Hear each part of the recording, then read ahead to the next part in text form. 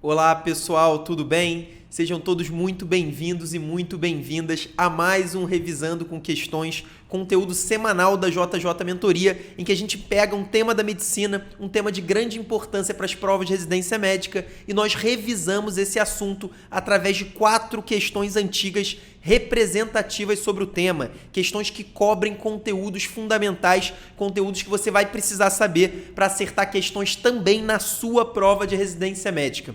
A gente já vem fazendo isso há mais de 20 semanas, então nós já temos mais de 20 temas comentados, mais de 20 temas revisados, tanto no nosso canal do YouTube, como também disponível um podcast lá no Spotify, no iTunes. Se você já conhece o nosso trabalho, eu peço para que você deixe o seu like, que você faça o seu comentário. É muito importante a gente saber a sua opinião sobre o nosso trabalho. Hoje o nosso assunto é fundamental, um assunto importantíssimo, não só para a prova de residência médica, como também para a prática. Eu tenho certeza que você vai concordar. A gente vai falar sobre insuficiência renal. Um assunto que está no segundo grupo de maior importância, de maior incidência nas provas de residência médica. A gente aqui na JJ Mentoria, a gente divide todos os assuntos da medicina em 4 grandes grupos. O primeiro grupo é o grupo de relevância muito alta e o segundo grupo é o de relevância alta, exatamente o grupo em que está inserido a insuficiência renal, um assunto importantíssimo não só por ter uma incidência alta em prova de residência médica,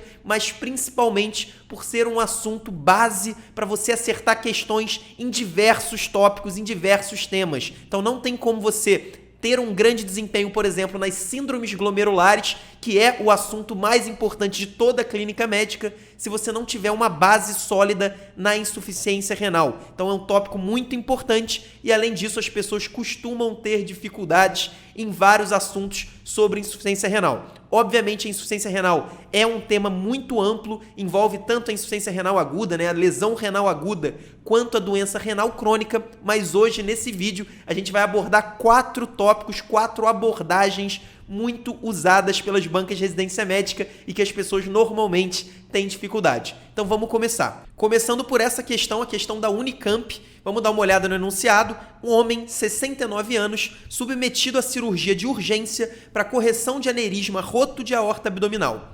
No pós-operatório imediato, apresenta débito urinário de 350 ml por 24 horas, ureia de 90 mg por decilitro e creatinina de 1,8 mg por decilitro. A densidade urinária é de 1035, fração excretada de sódio menor do que 1%.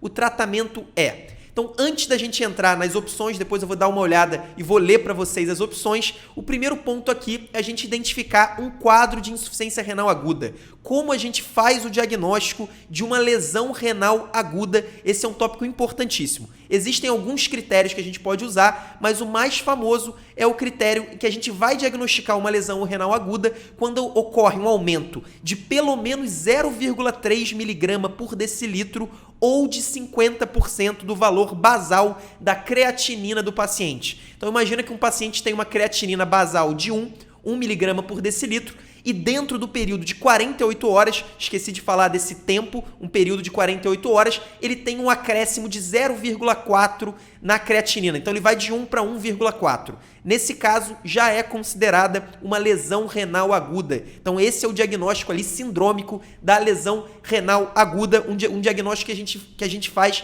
laboratorialmente. E é da mesma forma um aumento de 50%, de pelo menos 50% da creatinina basal. Então se o paciente tem uma creatinina basal de 0,6 e aumenta para 0,9, a gente considera também porque houve um aumento de 50%.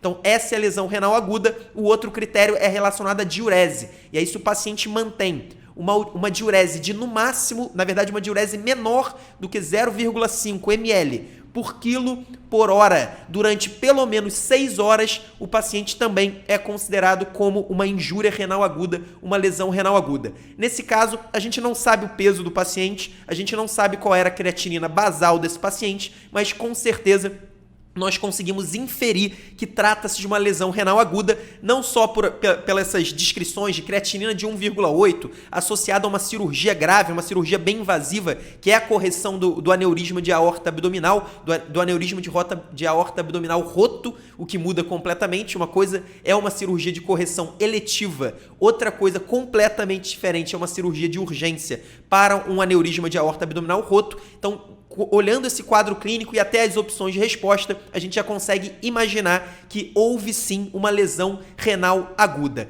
E aí, quando a gente fala em lesão renal aguda, existem 3 grandes causas. Na verdade, existem 3 grandes grupos de causa de lesão renal aguda, e essa diferenciação, que é uma diferenciação didática, que a gente vai usar também na nossa prática médica, é uma diferenciação fundamental, um dos tópicos mais cobrados, sem dúvida nenhuma, pelas bancas de residência médica. Quando a gente tem uma lesão renal aguda, ela pode ser uma lesão pré-renal, ou seja, algum problema antes dos rins causando a lesão renal aguda. E aí, quando a gente fala em problemas antes dos rins, a gente está falando de perfusão sanguínea.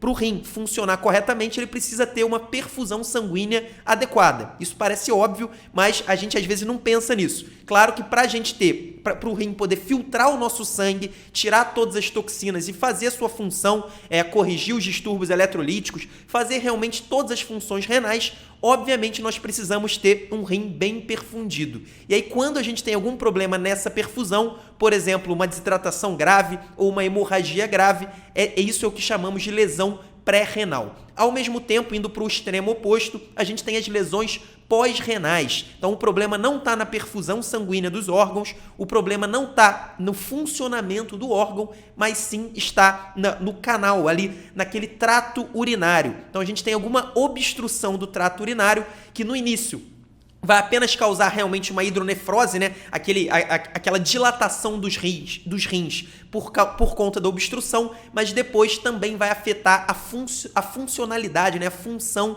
renal, vai gerar uma lesão renal aguda com aumento também de creatinina, ureia, com acúmulo de escórias nitrogenadas. E aí a gente tem vários exemplos de possíveis causas de lesão pós-renal. Por exemplo, nós podemos ter cálculos obstruindo esse trato renal, esse trato urinário, por exemplo, um cálculo de uretra, que é um tubo muito fino. Qualquer cálculo ali pode gerar uma obstrução, não é tão comum que gere uma insuficiência pós-renal, mas pode acontecer. E a causa talvez mais clássica de prova de residência médica seja a hiperplasia prostática benigna. Claro, só no homem, mas como a gente sabe, a próstata tem uma relação muito íntima com a uretra. E aí a HPB, né, que é a hiperplasia prostática benigna, ela pode gerar uma obstrução e uma insuficiência pós-renal. Então esse é o outro grande grupo de causa. Nós temos as causas pré-renais, as causas pós-renais e as causas renais intrínsecas. E aí, quando a gente fala de causa renal intrínseca, isso engloba diversos tipos de patologia. Por exemplo, as glomerulonefrites. O paciente com lúpus, ele pode ter uma glomerulonefrite grave,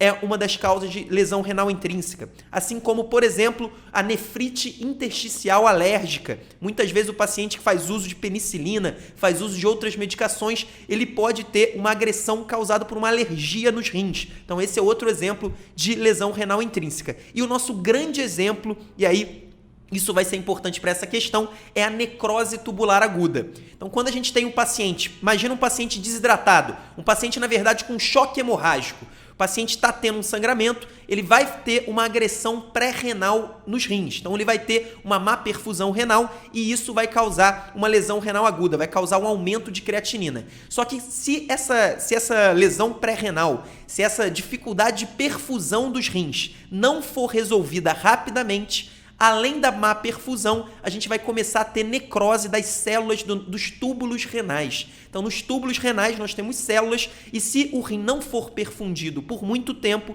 vai acabar ocorrendo o que a gente chama da necrose dessas células tubulares, que é a famosa necrose tubular aguda. E aí, para a gente identificar qual dessas causas é a responsável por uma lesão renal aguda na prova de residência médica, nesse caso a gente tem uma história de cirurgia de urgência para um aneurisma roto de aorta abdominal, a gente sempre vai ter que prestar atenção no quadro clínico. O quadro clínico é o principal ponto para a gente chegar na etiologia, na causa daquela lesão renal aguda. Isso vale tanto para a prova de residência médica quanto para a prática também. Então imagina que chega um paciente para você, que esse paciente usou um contraste iodado e ele teve uma lesão renal aguda logo depois disso.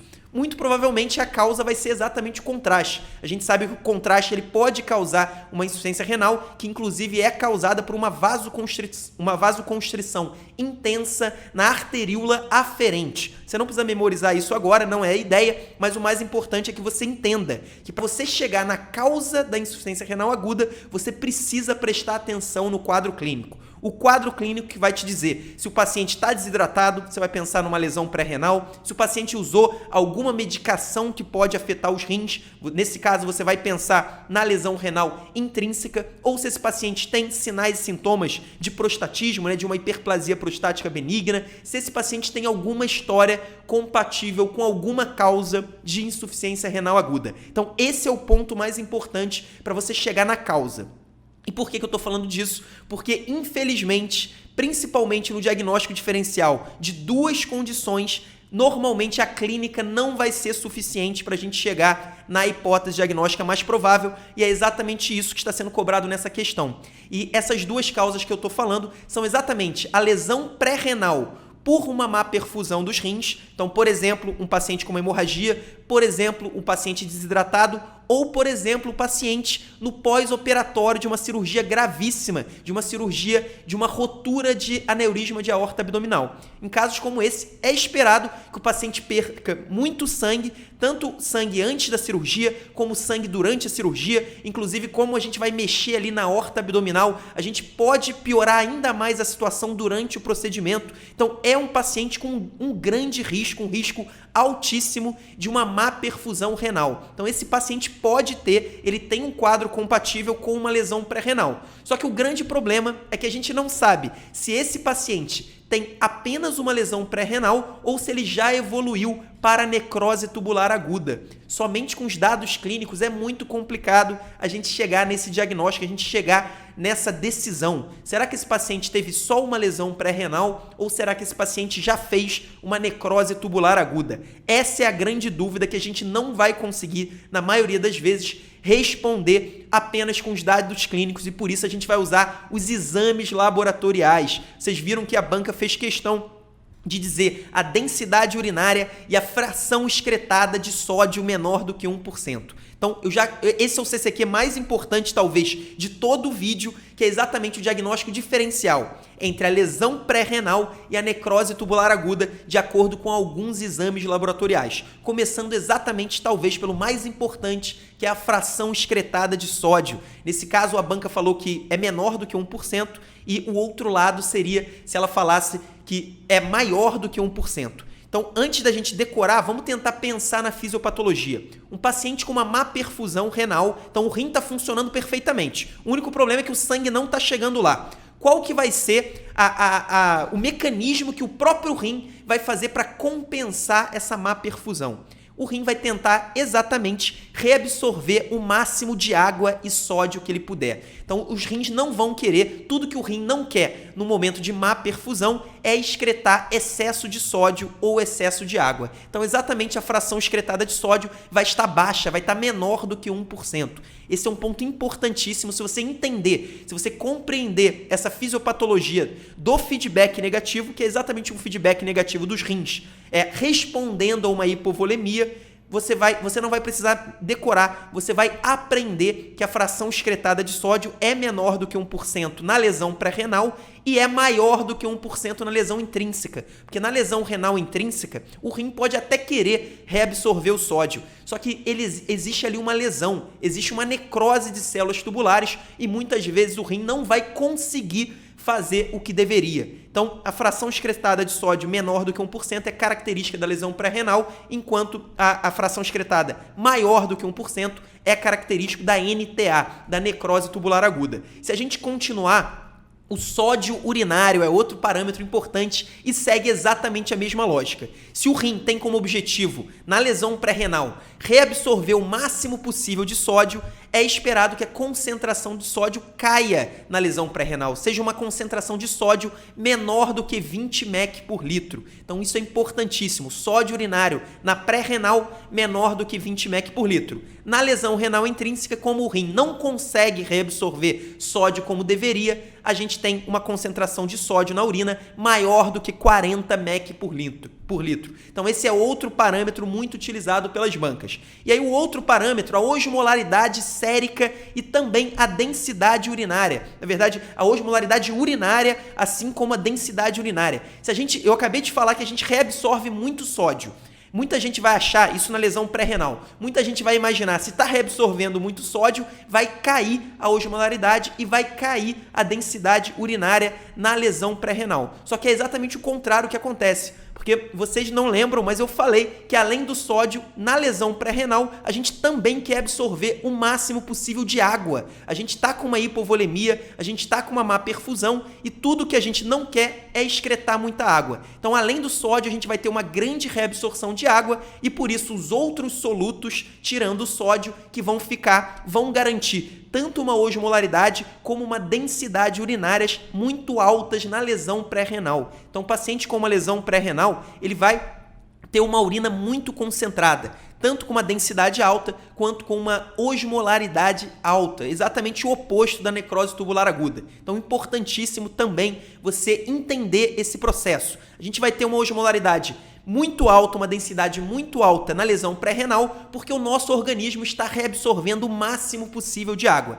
Já na necrose tubular aguda, essa osmolaridade e a densidade vão ser menores, porque o nosso rim está lesado, existem lesões, existe necrose nas células tubulares renais e por isso nós não conseguimos concentrar a urina como deveria. Então esse é mais um ponto que a gente não precisa decorar, a gente pode aprender. E aí só para não deixar de falar de um, que esse a gente é muito mais um decoreba do que os outros, mas no caso da lesão pré-renal, existe uma relação entre a ureia e creatinina no sangue. Então imagina que você tem uma ureia de 90 e uma creatinina de 2. Então esses são os seus valores laboratoriais. Se a gente fizer essa relação ureia por creatinina, vai dar uma relação de 45. 90 dividido por 2. No caso da necrose tubular aguda, é esperado que essa relação seja menor do que 20. E no caso da lesão pré-renal, maior do que 40. Então, nesse exemplo hipotético que eu dei, uma ureia de 90 com uma creatinina de 2, a hipótese mais provável seria uma lesão pré-renal, porque a relação ureia-creatinina sérica está maior do que 40. Então, se você memorizar os parâmetros da fração excretada de sódio, do sódio urinário, osmolaridade e densidade urinárias e relação ureia e creatinina no sangue e memorizar ou entender o que é da lesão pré-renal e o que é da necrose tubular aguda, eu tenho certeza absoluta que você vai acertar quase todas as questões sobre isso, sobre causa de insuficiência renal. A grande maioria vai ser exatamente esse diagnóstico diferencial. E essa é exatamente a nossa dúvida nessa questão da Unicamp. Será que esse paciente de 69 anos, ele teve apenas uma lesão pré-renal ou ele já evoluiu para a necrose tubular aguda? Se vocês prestarem atenção, tanto a densidade urinária é alta, quanto a fração excretada de sódio é baixa. Ou seja, esse paciente sem dúvida nenhuma, ou sem dúvida nenhuma não, mas muito provavelmente ele ainda não evoluiu para a necrose tubular aguda. E aí se a gente olhar o que a banca está pedindo, a banca quer saber o tratamento.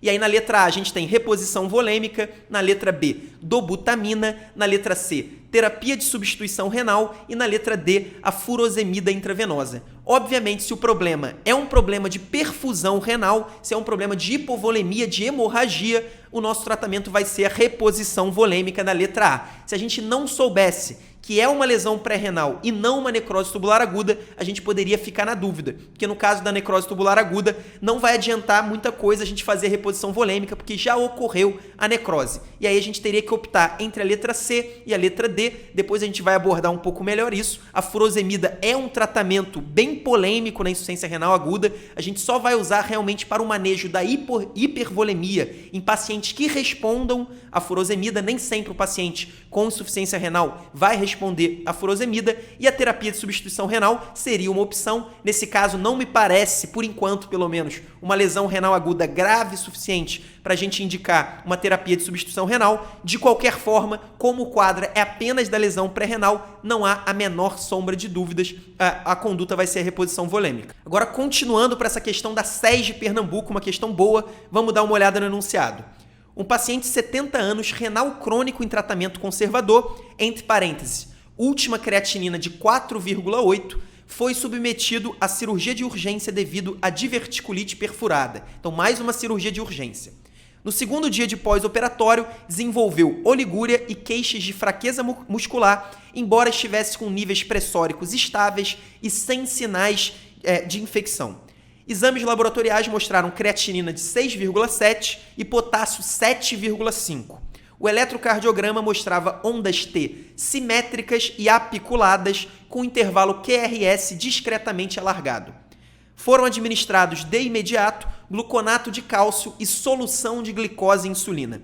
Qual a próxima medida a ser tomada? Letra A, hemodiálise. Letra B, resinas de troca iônica. Letra C, bicarbonato de sódio. Letra D, furosemida. E a letra E, expectante, monitorizando diariamente os níveis séricos de potássio. Então, uma questão boa, traz um paciente de 70 anos com insuficiência renal crônica. Então, a gente tem um paciente já com uma doença renal crônica, só que agora ele acabou de fazer uma cirurgia de urgência, uma cirurgia para correção de diverticulite, né? Na verdade, uma cirurgia para o manejo de uma diverticulite perfurada, e a partir daí ele teve uma piora da sua função renal. Se a gente lembrar do nosso critério diagnóstico da lesão renal aguda, ele teve um aumento de 1,9 na creatinina. Foi de 4,8 para 6,7. A gente considera uma lesão renal aguda quando ocorre um aumento de pelo menos 0,3 dentro de 48 horas. Então, com certeza, esse paciente teve uma agudização da sua doença renal crônica. Então, nesse caso, a gente vai manejar como se fosse um paciente com insuficiência renal aguda, com uma lesão renal aguda. E no caso, apesar desse nível de creatinina de 6,7, o grande problema desse paciente está ali na calemia, no potássio de 7,5. A gente lembra que os valores de referência de potássio variam de 3,5 a 5, mais ou menos. Então, a gente tem um grande aumento de potássio, uma hipercalemia grave, que inclusive já está causando alterações eletrocardiográficas. Não sei se vocês lembram, mas tanto as ondas T apiculadas quanto o alargamento do intervalo QRS são característicos, podem acontecer na hipercalemia, especialmente na hipercalemia moderada a grave, como a gente tem nesse caso. E aí a banca já falou, inicialmente foi feita a conduta correta, foi feito gluconato de cálcio, que é a medicação mais importante, a primeira medicação a ser feita em qualquer paciente que tenha hipercalemia associado a alterações eletrocardiográficas. Nesse caso, como o nosso paciente tem a banca, né? Na verdade, os médicos lá corretamente indicaram gluconato de cálcio e, além disso, eles deram uma solução de glicose e insulina, que também está indicado para redução da hipercalemia, para tentar reduzir a concentração de potássio no sangue. E aí um ponto importante, a furosemida, que é um diurético de alça, seria também uma boa opção para a gente tentar diminuir a calemia, para tentar excretar potássio. Só que nesse caso, um paciente com uma lesão renal aguda, já com uma doença renal crônica e com uma creatinina de 6,7, então ele está com um funcionamento muito ruim desses rins, com certeza. Nesse caso, não adiantaria nada a gente usar a furosemida, que o paciente sem a função renal preservada não vai conseguir excretar o potássio. Então, nesse caso, a solução de glicose e insulina, sem dúvida, seria o melhor método. O melhor método para a gente diminuir essa potassemia, porque não é um método que precise da excreção renal de potássio. A grande função da glicose e insulina é aumentar a concentração intracelular de potássio. Então, o potássio que está lá no sangue, ele entra nas células e isso reduz, obviamente, a concentração do íon no sangue. Então, por isso, a glicose e a insulina foram bem indicadas. Mas não é isso que a banca quer saber. A banca não quer a avaliação da sua própria conduta. Ela quer saber qual é a próxima medida a ser tomada. Se a banca está dizendo de uma próxima medida, a gente pode inferir que, apesar da conduta ter sido correta, ela não vai ser suficiente. E muito provavelmente, realmente, não vai ser suficiente. A gente tem uma calemia de 7,5, dificilmente apenas uma solução de glicose e insulina com gluconato de cálcio vão ser suficientes para a gente melhorar esse quadro. E aí que eu queria entrar no grande CCQ pelo qual eu trouxe essa questão. Quais são as indicações de diálise de urgência na lesão renal aguda? Será que a gente tem indicação de diálise de urgência nesse caso?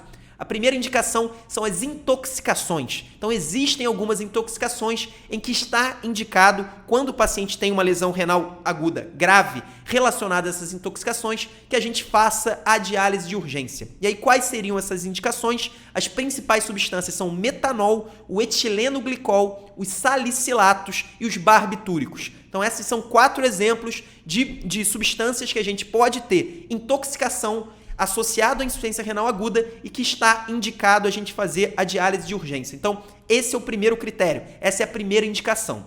A segunda indicação é o paciente com a uremia franca. O que significa uremia franca? A uremia nada mais é do que a síndrome clínica, conjunto de sinais e sintomas relacionados a um abrupto aumento de escórias nitrogenadas no sangue. Então, um paciente com insuficiência renal aguda grave, com grande aumento de creatinina, como a gente tem nesse caso, ele pode ter esse conjunto de sinais e sintomas. E aí envolvem diversas alterações clínicas, mas as duas principais e que você precisa memorizar para indicar a diálise de urgência são a encefalopatia urêmica, então paciente com problemas no sistema nervoso central, pacientes com sinais de encefalopatia e também o paciente com a pericardite urêmica. Depois, outra questão, a gente vai ter ali a descrição de uma pericardite, mas a pericardite urêmica é um quadro grave na insuficiência renal aguda e também constitui uma indicação de diálise de urgência. E aí eu já falei então das duas primeiras indicações. A última, que é exatamente o que a gente tem nessa questão, é o paciente com acidose,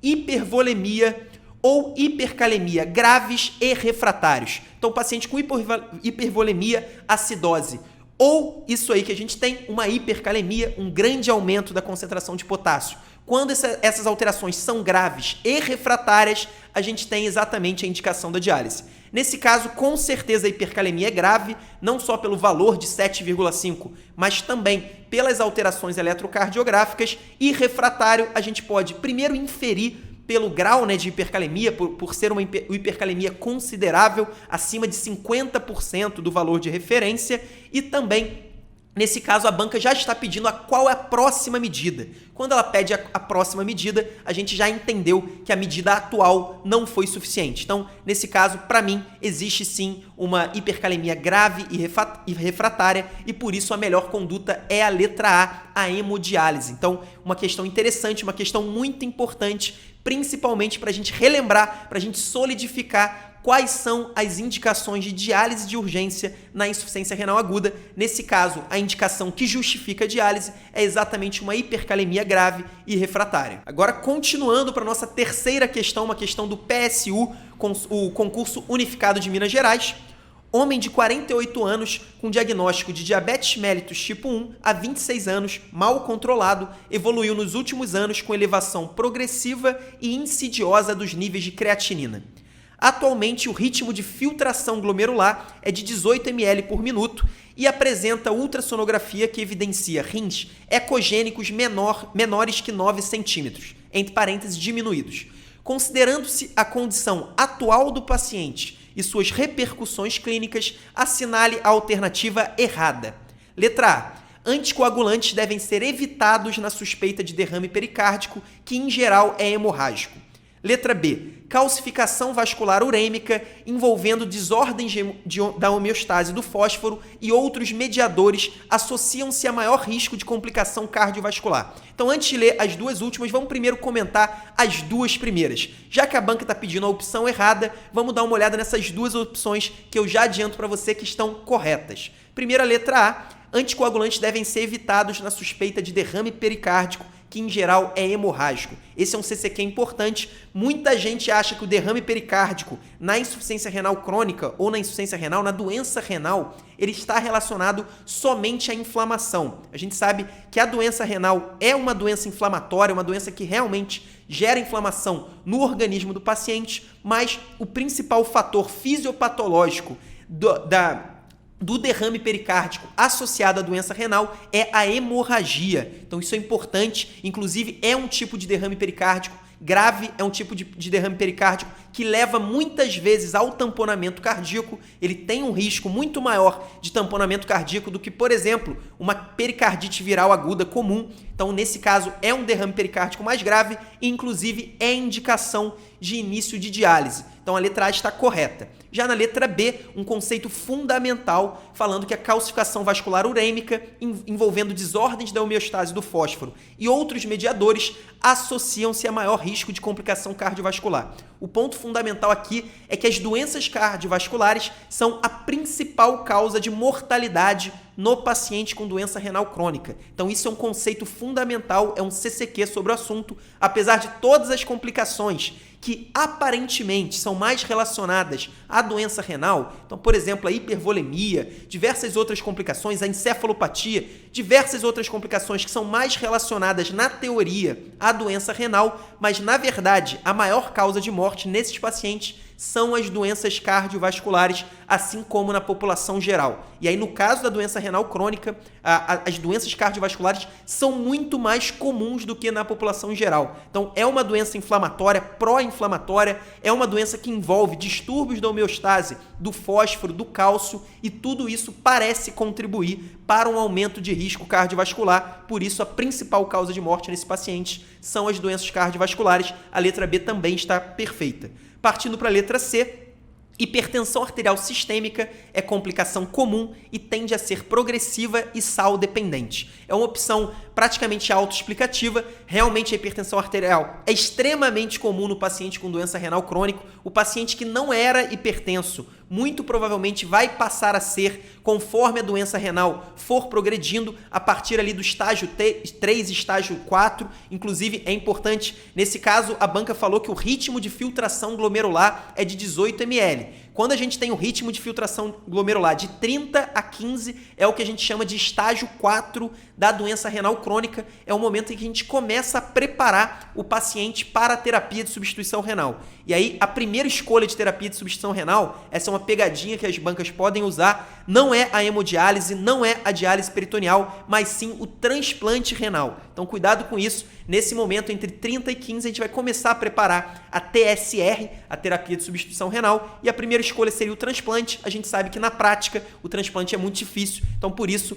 as duas grandes opções são a diálise peritoneal ou a hemodiálise. Então nesse momento a gente começa a preparar e a partir do estágio 5, que é o paciente com uma filtração glomerular menor do que 15, aí sim a gente já começa a TSR, a terapia de substituição renal. Então esse é um ponto importante. E aí o paciente, a partir do estágio 2, estágio 3, começa a ter uma hipertensão arterial de difícil controle. Então, para finalizar, a letra D, que sem dúvida é a única errada, a gente vai abordar um conceito fundamental, que são os distúrbios do metabolismo ósseo no paciente com doença renal crônica. Esses distúrbios do metabolismo ósseo, eles são considerados um capítulo à parte no quadro clínico da doença renal crônica, e as bancas sabem muito bem que a maioria dos candidatos odeia estudar esse assunto, tem muita dificuldade de entender esse metabolismo, e por isso elas cobram ano após ano questões sobre isso, e sempre são questões com grande índice de erro. Aqui a gente não vai abordar de uma maneira extremamente aprofundada, a gente vai tentar simplificar para que você acerte quase todas as questões sobre esse assunto. Primeiro vamos dar uma olhada na opção. Osteite fibrosa cística e doença óssea adinâmica resultam da maior atividade osteoclástica a partir do aumento da síntese de paratormônio, o famoso PTH. Então vamos começar pela fisiopatologia para vocês entenderem por que essa letra D está errada. Como que começa o distúrbio do metabolismo ósseo? Isso, mais uma vez, reforçando, é uma simplificação. Na verdade, é multifatorial, existem vários mecanismos envolvidos, mas eu vou falar sobre os principais, que são aqueles cobrados em prova. A maneira que você vai entender é que o paciente com doença renal crônica, ele começa a ter um acúmulo de fosfato. Ele começa a ter dificuldade de excretar o fosfato no ritmo que ele deveria. Então, primeiro começa a ocorrer um acúmulo de fosfato e, ao mesmo tempo, em paralelo, existe uma diminuição na síntese do calcitriol. O calcitriol é a vitamina D ativa e essa síntese é feita nos rins. Então, começa a haver um acúmulo de fosfato e uma queda de síntese de calcitriol. Esses dois fatores somados, eles geram uma hipocalcemia. Por quê? Primeiro porque o fosfato em excesso, ele se liga ao cálcio iônico, o cálcio na sua fração livre, que é exatamente aquela fração metabolicamente ativa que faz as funções orgânicas e por isso existe uma redução do cálcio na sua fração ionizada. Ao mesmo tempo, o calcitriol, ele estimula a absorção de cálcio no intestino. Então, a queda de calcitriol também gera uma redução na absorção intestinal de cálcio. Então, esses dois efeitos combinados, eles levam a uma hipocalcemia. E aí, mesmo que você não lembre dos mecanismos regulatórios do cálcio, é importante que você saiba que o principal estímulo para que as glândulas paratireoides produzam e secretem o PTH é exatamente uma hipocalcemia. Quando reduz a concentração de cálcio no sangue, praticamente automaticamente, as glândulas paratireoides aumentam a sua produção de PTH. Então, esse é o quadro clínico típico. É o quadro clínico mais comum do distúrbio do metabolismo ósseo. Paciente com excesso de fosfato, paciente com queda do calcitriol, um paciente com queda de calcemia e aumento de PTH. Isso é o que a gente chama de hiperparatireoidismo secundário. Então, nesse caso, o paciente tem uma doença de alto turnover ósseo. Se vocês não lembram, o PTH ele estimula a reabsorção de cálcio dos ossos. Então, por isso que existe um alto turnover. O paciente tem um aumento de risco de fraturas e é exatamente o que a gente está vendo aqui. Existe uma maior atividade osteoclástica e isso é o que a gente chama de osteite fibrosa, que é o espectro mais comum da doença óssea associada à lesão renal aguda, à lesão renal crônica, desculpe, a doença renal crônica. Então, o principal quadro clínico, o principal espectro clínico do paciente com doença renal crônica relacionado aos ossos é exatamente a osteite fibrosa, que é uma doença gerada por um hiperparatireoidismo secundário. O problema é que não existe apenas um espectro de doença óssea na doença renal crônica. Na verdade, existe uma outra hipótese, que é o paciente que não responde com um hiperparatireoidismo secundário. Normalmente, esse paciente vai ser aquele paciente tratado, o paciente que já está tendo uma restrição de fosfato na dieta, que já está usando quelante de fosfato e principalmente o paciente que já está tendo uma reposição tanto de vitamina D quanto de cálcio. E aí eu basicamente resumi, né, o tratamento da doença óssea na insuficiência renal crônica. Se o problema é um excesso de fosfato e uma queda de cálcio e vitamina D, o tratamento vai ser exatamente, primeiro restringir o fosfato da dieta, depois usar quelantes de fosfato, substâncias que se liguem ao fosfato, e depois, se não der certo, a gente vai repor tanto a vitamina D quanto o cálcio. O grande problema é que para pacientes que já tinham a doença, que já estavam com alterações no metabolismo ósseo, ao receber esse tratamento, esse paciente tem uma queda dos níveis de PTH. Então, as glândulas paratireoides, que estavam compensando o problema com o excesso de PTH, elas são inibidas pelo tratamento e, por isso, o paciente começa a ter uma doença que antes era de alto turnover ósseo, ela passa a ser uma doença de baixo turnover ósseo, tanto com uma diminuição na atividade osteoclástica, como também uma redução da atividade osteoblástica, a construção, a síntese do osso. Então, isso é o que a gente chama da doença adinâmica óssea. Então, é uma síndrome que é bem parecida com a osteite fibrosa. Na verdade, elas estão em elas são dois polos diferentes da mesma doença. A doença são os distúrbios ósseos do paciente com doença renal crônica, e aí existe o espectro da osteite fibrosa e existe o espectro da doença óssea adinâmica. Ainda existem outro espectro, mas eu não vou entrar nisso, dificilmente vai cair em prova, que é a osteomalácia. Normalmente a osteomalácia vai estar relacionada à intoxicação por alumínio, e isso atualmente é incomum, porque antes o alumínio era usado na diálise, hoje não é usado exatamente por conta desse risco. Então, feito o resumo da doença óssea relacionada à insuficiência renal crônica, vamos dar uma olhada de novo na letra D. A letra D fala que a osteite fibrosa cística e doença óssea adinâmica resultam da maior atividade osteoclástica a partir do aumento da síntese do paratormônio. Essa é exatamente a descrição da osteite fibrosa, mas não corresponde à descrição da doença óssea dinâmica. Na verdade, na doença óssea dinâmica, a gente tem uma redução tanto da atividade osteoclástica quanto da atividade osteoblástica e não existe um aumento de PTH. Como que você vai diferenciar na hora da sua prova as duas doenças? Exatamente pelo nível de PTH. Se o PTH tiver aumentado, muito provavelmente vai ser a osteite fibrosa. Se o PTH estiver em níveis normais ou diminuído, sem dúvida nenhuma vai ser a doença óssea adinâmica. Só sabendo disso, você vai acertar quase todas as questões sobre esse tema que costuma ser um terror para os candidatos de residência médica. E agora, para finalizar, um enunciado um pouco menor, mas uma questão importantíssima, um assunto cobrado com muita frequência, questão da UERJ. Vamos ler o enunciado. Um paciente de 42 anos, portador de doença renal crônica em estágio 4, vem apresentando sangramentos patológicos com frequência.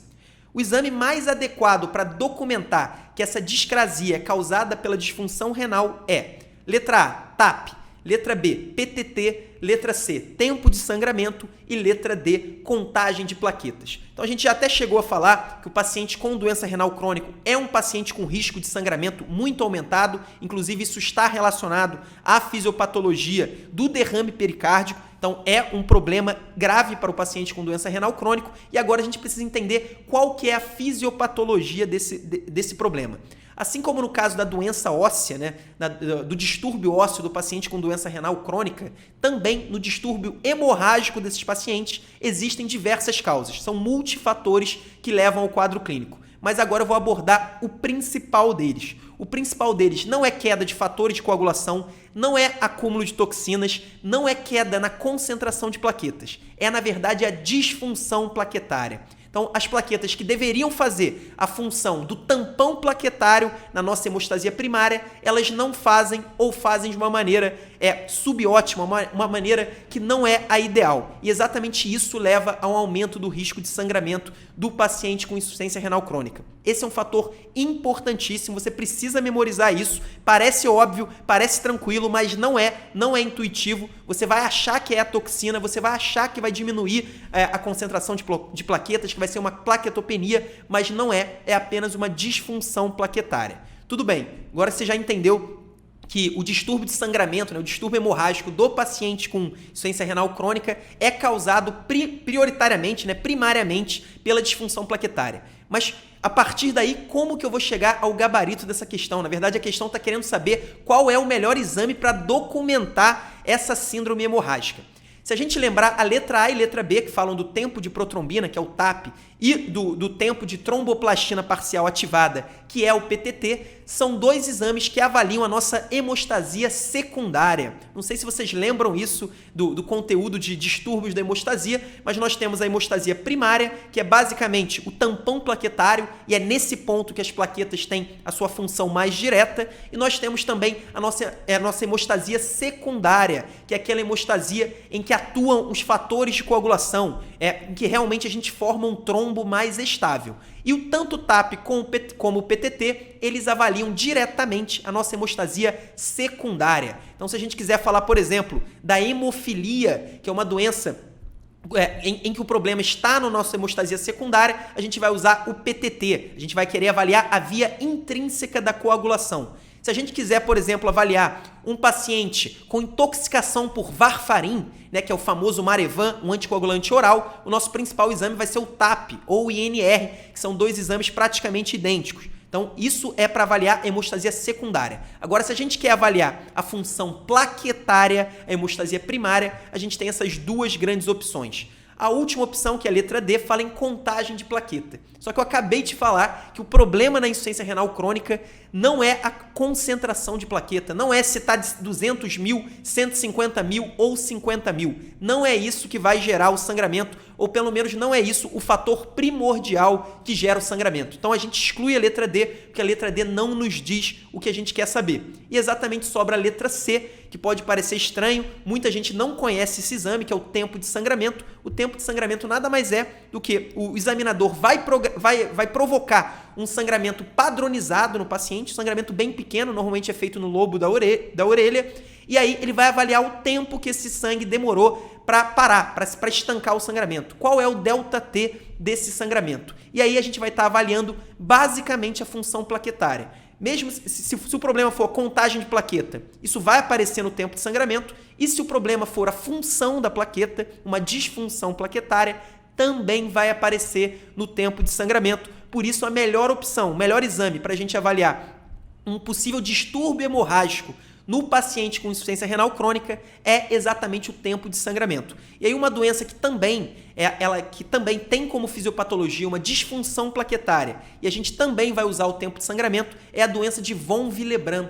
Não sei se vocês lembram, é um distúrbio hemorrágico em que a gente tem disfunção plaquetária e também altera, por isso, o tempo de sangramento. De qualquer forma, no paciente com doença renal crônica, o que você precisa saber? A principal causa de sangramento nele é a disfunção plaquetária, não é acúmulo de toxina, não é contagem de plaqueta, não são os fatores de coagulação, é a disfunção plaquetária. E o exame que a gente vai usar é o tempo de sangramento, porque ele avalia tanto a contagem quanto a função das plaquetas. E aí, para não deixar de falar, qual que é o tratamento do paciente com distúrbio hemorrágico na doença renal crônica? Primeiro ponto, a gente precisa corrigir a anemia desse paciente, porque a anemia acaba contribuindo para o excesso de sangramento. Então a gente vai corrigir a anemia, e a anemia a gente corrige com a eritropoetina. o grande problema da anemia também é um problema multifatorial, mas a grande fisiopatologia é a redução da síntese de eritropoetina, que é uma substância sintetizada nos rins. Então a gente tem uma redução